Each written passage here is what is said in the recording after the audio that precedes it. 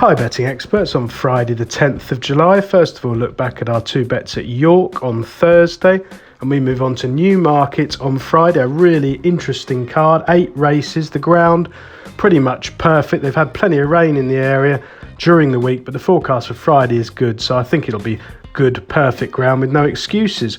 We start off with our value angle selection in the 12.10. This is the cash out at Bet365 handicap over a mile 4, class 3 for 3-year-olds only, with £9,700 on offer to the winner. It's attracted a really interesting field, and the one I actually like is the maiden Arthurian Fable of Brian Meehan. Now this one has run 5 times so far. He was clueless at big prices in his early starts as a juvenile, sent off 66 and 100, but actually ran a blinder over a mile at Newmarket when second behind White Moonlight on the second of those occasions, and he improved again on the figures over a mile 2 back at Newmarket on soft ground on his final start as a juvenile, well, third behind the high class Brentford Hope.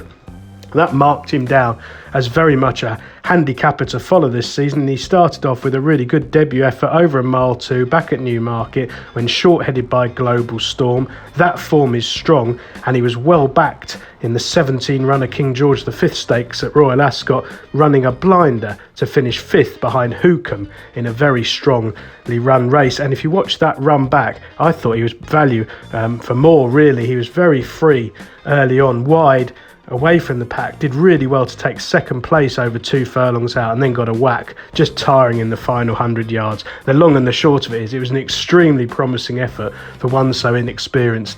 Better ground will help him. Oisin Murphy's booked, Meehan's going well, and I think at the prices he's very much the one to side with.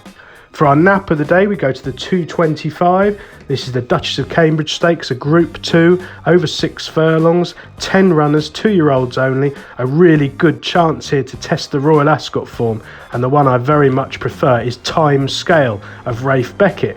Now this one has run 3 times so far, twice at Newmarket, making a promising debut over 5 furlongs here when 7th behind Sacred in a strong race. Unusually sent off favourite that day with a huge reputation at home, and Rafe Beckett, very shrewd stable. Improved to land the odds at Chepstow, bolting up by 6 lengths impressively from Ocean Star, and then raised in class to a listed contest last time out over this course and distance, and routed the field, sprinting clear of concessions on fast ground very impressively under Oisin Murphy. Visually, it was a spectacular display, and there's more to come. I think this better race will show her in a better light. The main danger is Dandala, who's been installed a short price favourite of Carl Burke's. A couple of notes of caution here. Carl Burke, 1 winner from 48 runners in the last fortnight, which is a concern. I mean, lots of them have been in the frame, but still that is a fact. This one's run twice, winning at Newcastle first time out by 2 lengths in a modest maiden, driven quite strongly and too strong for Navajo Spring, and then springing a bit of a surprise, although was 13-2 only at the finish, been double figures in the morning, when winning the Albany by 6 lengths. A very breathtaking display, but there's a couple of points to make about that run. The ground was on the softer side of good, and I thought undoubtedly they went off too hard. If you look at the first 3 home there, Dandala, Setar and Mother Earth were all basically the last 3 in the early stages. I think Undertakes went off far too hard and dragged a few with him, and they stopped. Everything was legless in the closing stages. Obviously it was an impressive performance, but I think at the prices I much prefer Time Scale, who's got a lot more potential going forwards. Best of luck on Friday, betting experts.